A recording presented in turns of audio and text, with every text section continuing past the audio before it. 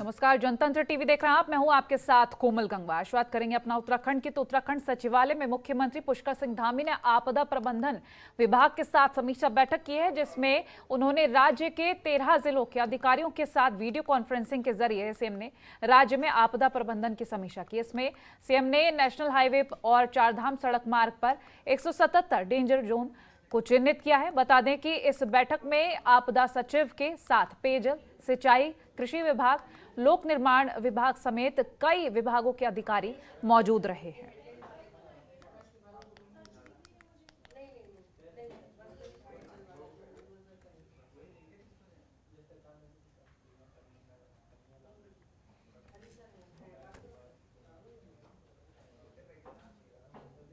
और वहीं इस समीक्षा बैठक में शामिल हुए अल्मोड़ा की जिलाधिकारी ने सीएम ने कहा, जिले में आपदा कंट्रोल रूम जिले के और तहसील स्तर पर चालू कर दिए गए हैं। और साथ ही उन्होंने सीएम को बताया कि राष्ट्रीय राजमार्ग, राज्यमार्ग और प्रधानमंत्री ग्राम सड़क समेत अन्य सड़कों में आने वाली संवेदनशील स्थानों को चिन्हीकरण कर लिया गया है और उन जगहों पर जेसीबी और पॉकलैंड मशीन तैनात कर दिए गए हैं।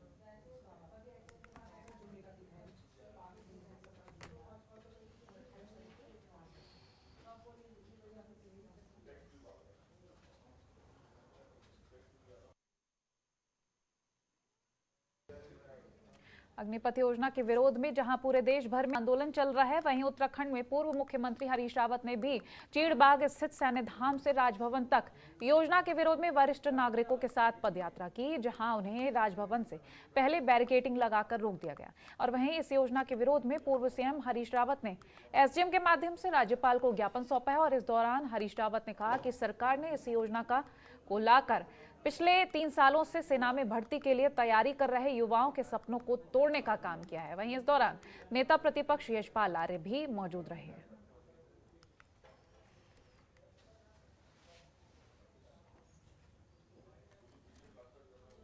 अग्निपथ योजना उत्तराखंड की बर्बादी का पथ है।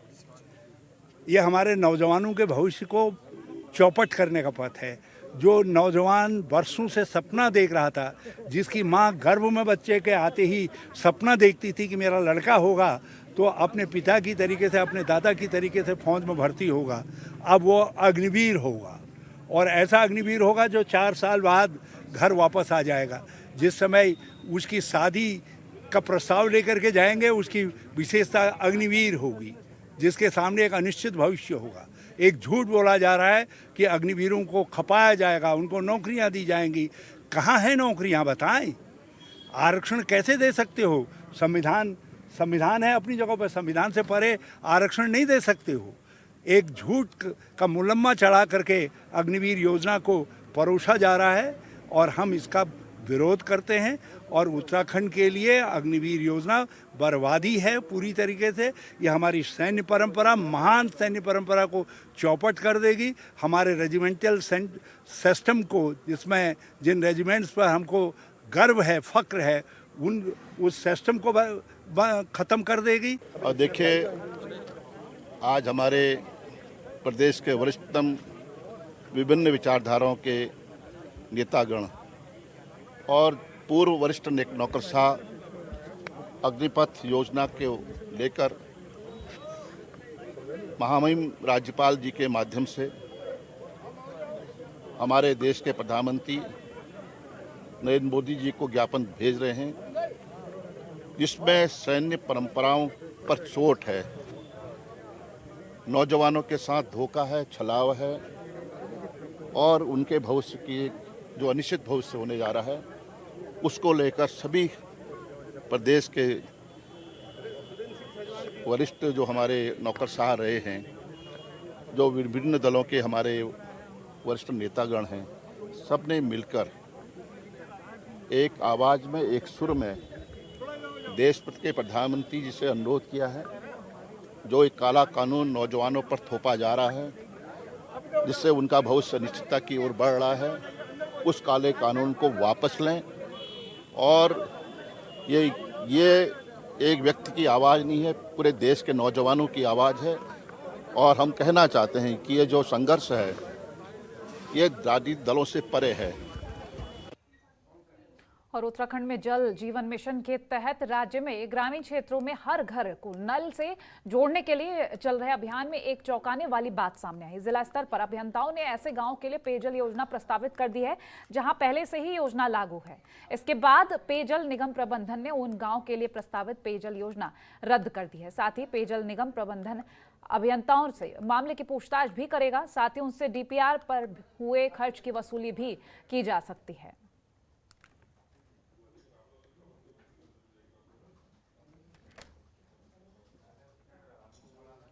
और बीजेपी के प्रदेश अध्यक्ष मदन कौशिक अल्मोड़ा पहुंचे हैं, जहां पार्टी कार्यकर्ताओं ने उनका भव्य स्वागत किया। इसके बाद मदन कौशिक ने पार्टी के पदाधिकारियों से मुलाकात की और बीजेपी के प्रशिक्षण कार्यक्रम में हिस्सा भी लिया। इस दौरान उन्होंने कहा, कोई भी सरकार बिना किसी कर्ज के नहीं चलती है और कर्ज के मामले में राज्य सरकार अभी अंडर लिमिट है। साथ ही उन्होंने कहा कि पिछले 5 सालों में सरकार ने राज्य में विकास के कामों में रिकॉर्ड कायम किया है। वहीं कांग्रेस के बयान पर बोलते हुए उन्होंने कहा कि कांग्रेस का आरोप मिथक है और राज्य में कांग्रेस का कोई भविष्य नहीं है, इसीलिए वो ऐसे बयानबाजी कर रही है। इसको क्या देखिए, कोई भी सरकार जब चलती है तो सरकार का कर्ज लेने की एक लिमिट होती है, उससे ज़्यादा सरकार कर्ज ले नहीं सकती।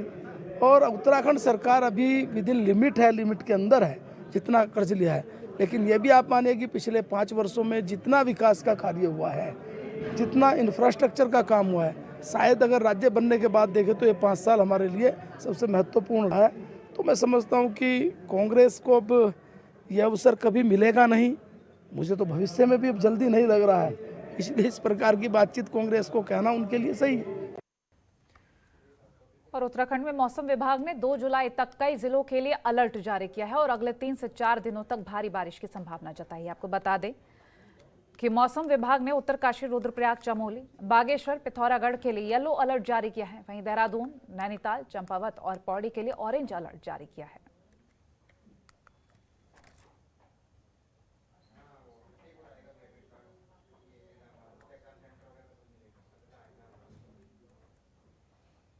तो इन जिलों में ऑरेंज अलर्ट जारी किया गया है।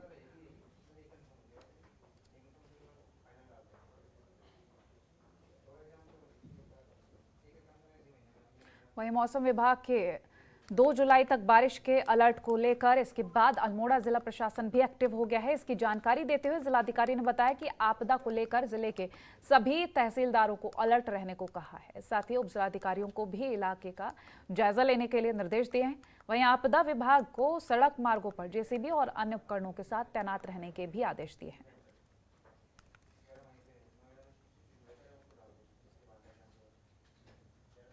मानसून सीजन को देखते हुए सभी संबंधित विभागों के साथ एक बैठक जिला स्तर पर कर ली गई है, जिसमें उप जिलाधिकारियों के साथ पृथक से राजस्व विभाग के संबंध में एक बैठक की गई है। सभी को अपने अपने जो कार्य हैं, अपनी अपनी विभागीय परिसंपत्तियां हैं और उनकी जो ड्यूटीज़ आपदा प्रबंधन अधिनियम के अंतर्गत उनको सौंपी गई है, उसके विषय में त्वरित रिस्पॉन्स के लिए निर्देशित किया गया है। जेसीबीज इत्यादि बंद मार्गों को खोलने के लिए, लगाने के लिए निर्देशित किया गया है। और राजस्व की तरफ से जो कार्रवाई होती है किसी भी आपदा की परिस्थिति में, जो प्रभावित लोग हैं उनको कॉम्पनसेशन देने की और विस्थापित करने की, उसको भी तत्काल संपूर्ण करने के लिए निर्देश दिए गए हैं।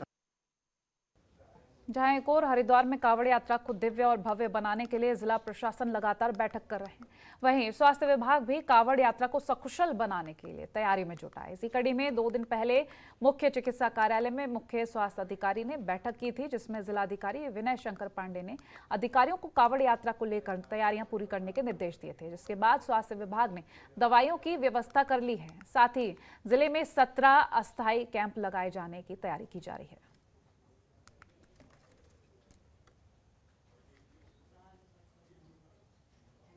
में वही 2 दिन पहले ही हम लोगों की डीएम साहब की अध्यक्षता में एक मीटिंग आहूत की गई थी कलेक्ट्रेट में, सभागार में। उससे पहले भी एक बार हुआ था, तो हम लोग को दिशा निर्देश दिया गया था डीएम महोदय के द्वारा कि आप लोग अपने विभाग में अपने स्तर से तैयारियां कर लें। तो हम लोगों ने मेडिसिन और टेंट की हमारे करीब 17 अस्थायी कैंप लगाए जाएंगे। उसके लिए टेंट की व्यवस्था के लिए हमने टेंडर कर चुका है, जिसका 29 तारीख को हमारा उसका बिडिंग खुल जाएगा। ई टेंडर किया गया है, करीब 20 से 25 लाख के आसपास का हमारा टेंडर है। प्लस दवाइयों का हमारा करीब 32 लाख का है, 42 लाख का है, जिसका भी टेंडर आरसी से लिया जाएगा वो कर दिया गया है। और हमारे टोटल 17 तो अस्थायी बनाए जा रहे हैं, जिसमें हमारे 24/7 कर्मचारी कार्यरत रहे हैं, डॉक्टर, फार्मासिस्ट, वार्ड बॉय, और सारे जितने अस्थायी हमारे 17 सेंटर हैं वहाँ पे 2 ऑक्सीजन सिलेंडर प्लस एक ऑक्सीजन कंसनट्रेटर। अगर इन केस इमरजेंसी हमारा ऑक्सीजन सिलेंडर ख़त्म हो जा रहा है तो हम बिजली, चूँकि बिजली हमारे पास 24/7 उपलब्ध रहेगा, जो माननीय हमारे डीएम साहब का दिशा निर्देश दिया गया है, तो उससे ऑक्सीजन कंसनट्रेटर के थ्रू हम लोग दे सकते हैं। हमारे पास पर्याप्त मात्रा में oxygen concentrator plus oxygen cylinder, चूँकि अभी कुछ दिन पहले हम लोगों ने कोविड महामारी को बहुत अच्छे से उसमें लड़ा और उसको जीते हैं। हमारे पास पर्याप्त मात्रा में सामान हैं। और चमोली मानसून सीजन को देखते हुए जिला प्रशासन ने कमर कस ली। में आपदा से निपटने के लिए जिला प्रशासन ने हर तरह का कंट्रोल रूम खोले हैं। बद्रीनाथ और हेमकुंड साहिब यात्रा को देखते हुए अति संवेदनशील केंद्र है। बता दें कि जिले में कुल 31 संवेदन क्षेत्र हैं, जिसके लिए जिलाधिकारियों को निर्देश दिए हैं और हाईवे बांधने पर जगह जगह जेसीबी और पोकलैंड मशीनें लगाई गई हैं।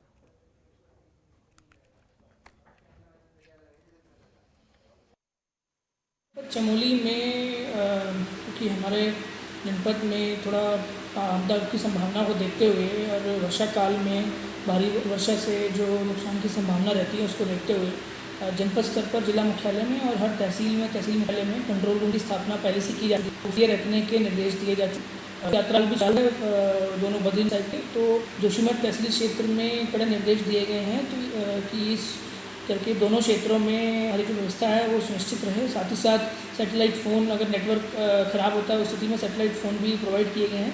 राशन हमने एडवांस में प्रोवाइड किया गया है। रास्ते अगर बंद होते हैं तो उस स्थिति में NHID से BRO को निर्देशित किया गया है कि समस्त जो हमारे रिस्की पॉइंट हैं, डेंजर जोन है, वहाँ पर पर्याप्त संसाधनों का डिप्लॉयमेंट किया जा सके ताकि समय से वहाँ पर रोड खुल सके।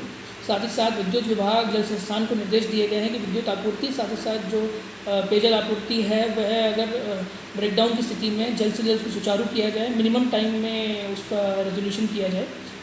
यही निर्देश सबको दिए गए हैं और जनपद आपदा प्रबंधन प्राधिकरण की एक बैठक हमारे द्वारा की जा चुकी है और जैसे जैसे स्थिति के हिसाब से उसमें कार्रवाई की जाएगी। और वहीं केदारनाथ यात्रा में आए दिन हजारों की संख्या में तीर्थयात्री पहुंच रहे हैं। ऐसे में वहां पर तीर्थयात्रियों के लिए काफी सारे इंतजाम किए गए हैं, जहां स्थानीय लोगों का खूब व्यापार चल रहा है। वहीं प्रशासन की ओर से भी व्यवस्थाओं को दुरुस्त किया जा रहा है। बता दें कि अब तक 1 महीने 24 दिनों की यात्रा में 8 लाख तीर्थयात्री बाबा केदार के दर्शन कर चुके हैं। इस दौरान प्रशासन की ओर से श्रद्धालुओं की हर संभव मदद की जा रही है और व्यवस्थाओं में काफी तेजी से सुधार आ रहे हैं। पैदल मार्ग पर फैली गंदगी को दूर किया जा रहा है तो पेयजल और बिजली की जा रही है।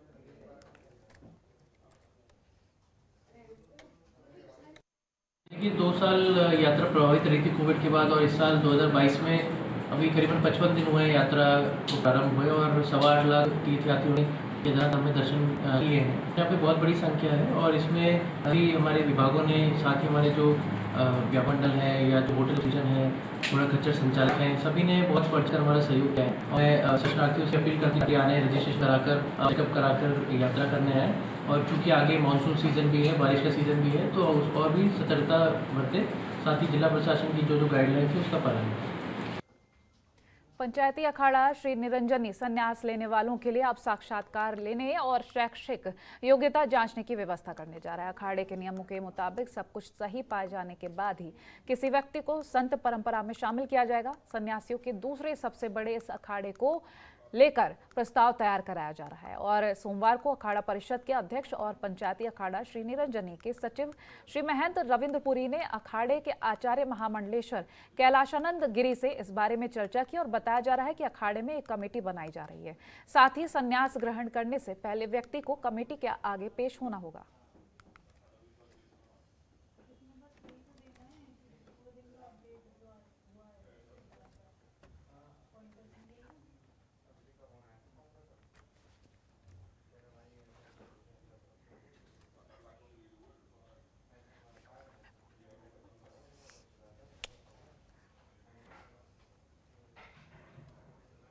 हरिद्वार में फुटपाथ पर रेहड़ी पटरी लगाने वाले छोटे व्यापारियों के सामूहिक संगठन लघु व्यापार एसोसिएशन ने एक सभा का आयोजन किया है। इसमें व्यापार एसोसिएशन के अध्यक्ष संजय चोपड़ा मुख्य अतिथि के तौर पर मौजूद रहे। इस दौरान सभा में तय किया गया कि 15 जुलाई को नगर निगम की ओर से प्रस्तावित 15 वेंडिंग जोन में छोटे व्यापारियों को प्रधानमंत्री स्ट्रीट वेंडर्स आत्मनिर्भर योजना, राष्ट्रीय आजीविका मिशन, उत्तराखंड नगरीय फेरी नीति के बारे में बताया जाएगा और उन्हें जागरूक किया जाएगा। देखिए, आज ये रेहड़ी पटरी वालों को लेकर एक संगोष्ठी की है, क्योंकि बहुत समय से ये लगभग अक्टूबर के महीने से इस क्षेत्र का ये वेंडिंग जोन का आप देखेंगे टेंडर हो रखा है, लेकिन कहीं ना कहीं कोरोना काल की वजह से या बहुत सी समस्याएं सामने आ गई थी, चुनाव आ गए थे विधानसभा के, इसके कारणों बस ये वेंडिंग जोन विकसित नहीं हुआ। और आज हमारे जो 2 वेंडिंग जोन के हमारे यहाँ पर समान सदस्यगण हैं जो लाभार्थी हैं उस वेंडिंग जोन के, एक पुल जटवाड़े का और एक सेक्टर 2 बैरियल का। तो आज हमने विचार गोष्ठी की है कि आने वाले 29 तारीख को हमारी टीवीसी की बैठक होने जा रही है। उस टीवीसी की बैठक में जो रेहड़ी पटरी वालों का कानून है वो कैसे क्रियान्वयन हो, और आज से हमारी एक मुहिम चल गई है और पूरे 23-24 जुलाई तक हमारी मुहिम चलेगी। हमारा भारत सरकार से आग्रह है, राज्य सरकारों से आग्रह है पूरे भारतवर्ष के स्ट्रीट वेंडर का, कि आप स्ट्रीट वेंडर को परिभाषित करें कि स्ट्रीट वेंडर अतिक्रमणकारी है या स्वरोजगारी है। और नैनीताल में भारी बारिश के चलते नैनीताल भवाली मार्ग बाधित हो गया है। बता दें, इसके चलते सड़क पर वाहनों की लंबी कतार लग गई है और करीब घंटे भर तक लोगों को काफी दिक्कतों का सामना करना पड़ा है। हालांकि जिला प्रशासन की ओर से जेसीबी की मदद से बाधित सड़क को वाहनों की आवाजाही के लिए खोल दिया गया है।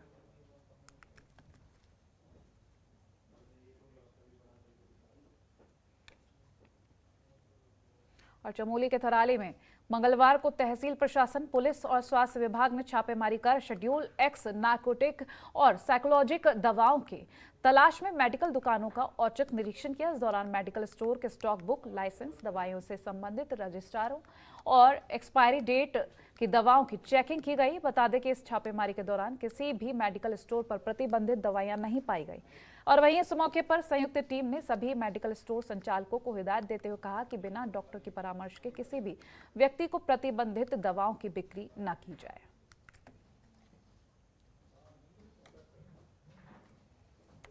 देखिए, इसमें जिलाधिकारी महोदय के आदेश थे, इसमें सभी मेडिकल दुकानों की चेकिंग करने के निर्देश दिए गए थे। इसमें हमारे साथ चिकित्सा टीम थी, पुलिस की टीम थी और प्रशासन की टीम थी। इसके द्वारा नगर थराली क्षेत्र में सभी मेडिकल दुकानों की जांच की गई। इसमें शेड्यूल एक्स और शेड्यूल एस की दवाइयों के संबंध में जांच की गई, तो कोई भी ऐसी प्रतिबंधित या नार्कोटिक्स दवा का विक्रय होना नहीं पाया गया। और इस संबंध में कुछ दुकानों में स्टॉक रजिस्टर मेंटेन नहीं था, जिसमें दुकानदारों को स्टॉक रजिस्टर मेंटेन करने, एक्सपायरी दवाइयों को अलग रखने और उनको सही से डिस्पोज करने के निर्देश दिए।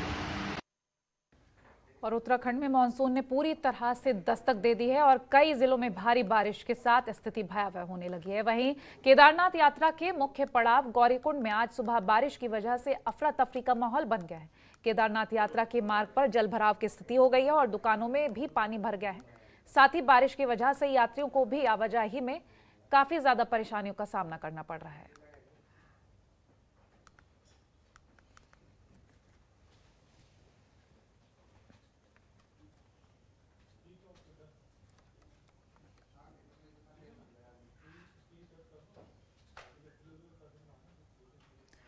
तो आपको तस्वीरें भी दिखा रहे हैं केदारनाथ यात्रा मार्ग पर किस तरह से जल भराव हुआ है। लोगों को काफ़ी ज़्यादा समस्या हो रही है, आवाजाही में यात्रियों को परेशानी हुई है, स्थिति भयावह हो चुकी है।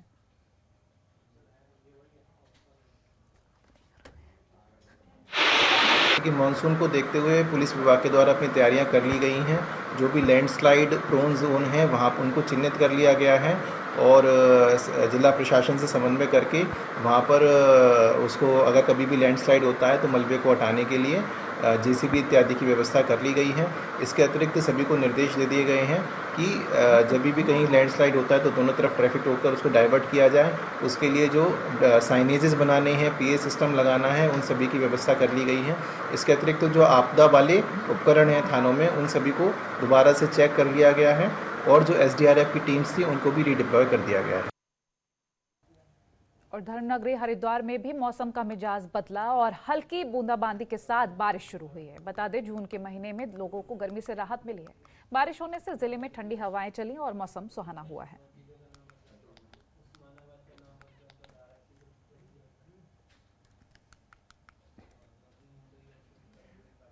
लालकुआं में पूर्वोत्तर रेलवे गोरखपुर जोन के प्रमुख विद्युत इंजीनियर अनिल कुमार शुक्ला ने काठगोदाम लालकुआं रेलखंड के विद्युतीकरण के काम का इज्जतनगर मंडल रेल प्रबंधक आशुतोष पंत के साथ निरीक्षण किया। उसके बाद लालकुआं से काठगोदाम तक रेलखंड का गति परीक्षण किया गया।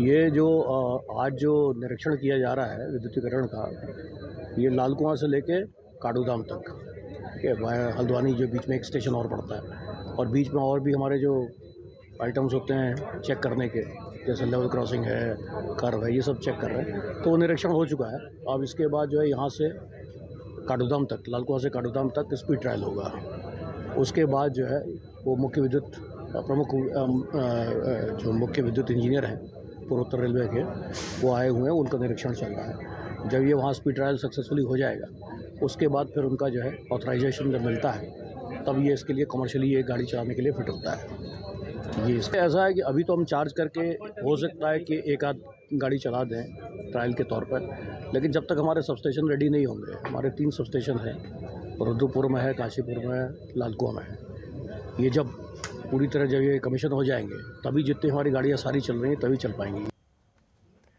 और उत्तर रेलवे के मुरादाबाद मंडल के जीएम कोटद्वार पहुंचे, जहां उन्होंने कई सारी चीजें जिनका जायजा लिया। आपको बता दें, सिद्धवली मंदिर में दर्शन भी किए, जिसके बाद उन्होंने कोटद्वार रेलवे स्टेशन का निरीक्षण किया है। इस दौरान उन्होंने बताया कि नजीबाबाद और गजरौला के बीच लाइन शिफ्टिंग का काम चल रहा है, जो अक्टूबर तक पूरा हो जाएगा। इसके बाद नजीबाबाद गजरौला के बीच चलने वाली ट्रेनों की स्पीड भी बढ़ जाएगी और यात्रियों के समय की काफी बचत होगी। आज का मेरा दौरा मंडल रेल प्रबंधक और हेडक्वार्टर से, नॉर्दर्न रेलवे हेडक्वार्टर से मेरे सहयोगियों के साथ मुख्यतः कोटद्वार से जो हमारा सेक्शन है, जो नजीबाबाद होते हुए, और फिर मुअज्जमपुर से गजरौला के बीच में जो सेक्शन है, उसमें स्पीड लिमिट लगी हुई है, सिग्नलिंग का वर्क चल रहा है। उन कार्यों की समीक्षा करने के लिए, जिससे हम यहाँ पे स्पीड बढ़ा सकें। जैसा कि यहाँ पे इस क्षेत्र में रहने वालों की काफ़ी दिनों से डिमांड रही है कि जो सिद्धवली एक्सप्रेस चलती है, उस गाड़ी की गति बढ़ाई जाए। उसी गति बढ़ाने के लिए हम लोगों ने एक तो ट्रैक स्ट्रेंथनिंग का कार्य कंप्लीट कर लिया है। मुअज्जमपुर से गजरौला के बीच में पहले स्पीड कम होती थी, वो स्पीड 100 कर दी है, लेकिन अभी भी स्टेशन पर सिग्नलिंग का काम चल रहा है। स्टैंडर्ड 1 इंटरलॉकिंग है, उसको अपग्रेड करने के लिए वर्क सैंक्शन है, कार्य चल रहा है, और उसकी करंट स्थिति का जायजा लेने के लिए, उस कार्य को स्पीडअप कराने के लिए हम लोगों का निरीक्षण है। हमारा उद्देश्य ये है कि यहाँ से जो ट्रेन जा रही है उसमें हम समय की बचत कर सकें। अभी छोटे मोटे कार्य करके हम लोगों ने करीब 20 मिनट की बचत करी है, और ये सिद्धवली एक्सप्रेस का जो नया टाइम टेबल आएगा उसमें हम लोग इनकॉर्पोरेट कर लेंगे। बागेश्वर में देर रात से बारिश जारी है। बता दें, मानसून की पहली बारिश ने प्रशासन की तैयारियों के खोखले दावों की पोल खोल दी। बता दें, कपकोट में बारिश की वजह से गांव को जोड़ने वाली सड़क ही बह गई है। साथ ही सरयू नदी के किनारे का एएनएम सेंटर भी टूटकर सरयू में बह गया है, जिससे दर्जन भर गाँव का जिला प्रशासन से संपर्क टूट गया है। कल जो बारिश हुई है, अभी आज सुबह तक का 212 mm यहाँ पर बारिश हो चुकी है, और जो मुख्य मार्ग है हमारे बागेश्वर को लिंक करने वाला, वो पूर्णतः बंद हो गया है। हमने दोनों ही ओर से जेसीबी यहाँ पे लगा दी है, कि बागेश्वर की ओर से भी और कपकोट की ओर से भी, तो शीघ्र ही इस रोड को खोल दिया जाएगा। इसके अलावा भी कई अन्य गाँवों के संपर्क मार्ग हैं जो कि बंद हो गए हैं। इनमें भी हमारी जो विभाग उसको देखते हैं, उनकी जेसीबी संबंधित रोडों पर भेजी जा सकती है। इसके अलावा जो भी नुकसान ग्रामीण क्षेत्रों में होने की सूचना आई है, उसमें हमारी राजस्व की टीमें उन क्षेत्रों में जा रही हैं और नुकसान का आकलन करेंगी। जिसमें जो भी हमारे पास सूचनाएं आई हैं और जिन जिन गाँव में क्षति हुई है, उसमें राजस्व विभाग के कर्मचारियों को भेज दिया गया, और शीघ्र ही इसमें जो मुआवजे के लिए पात्र होंगे उनको मुआवजा वितरित कर दिया। हरकी में पुल से गंगा में छलांग लगाते हुए 70 साल से ज्यादा की दादी का स्टंट सोशल मीडिया की सुर्खियां बन गया है। ये दादी हरियाणा के जींद की बताई जा रही है और दादी गंगा स्नान करने हरिद्वार पहुंची थी, जहां दादी ने पुल में उफनती गंगा में छलांग लगा दी और तैरकर आसानी से घाट के किनारे पहुंच गई हैं, जिससे पुलिस की सतर्कता पर भी कई सवाल खड़े हो रहे हैं। वीडियो वायरल होने के बाद एसएसपी ने मामले की जांच के निर्देश दिए हैं।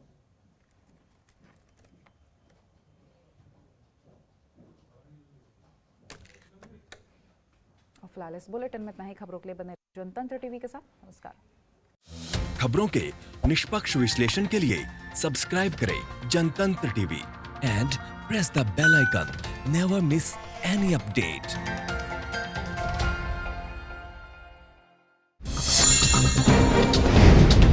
डाउनलोड कीजिए जनतंत्र टीवी ऐप को, जो कि अवेलेबल है गूगल प्ले और ऐप स्टोर पर। अधिक जानकारी के लिए अभी डाउनलोड करें।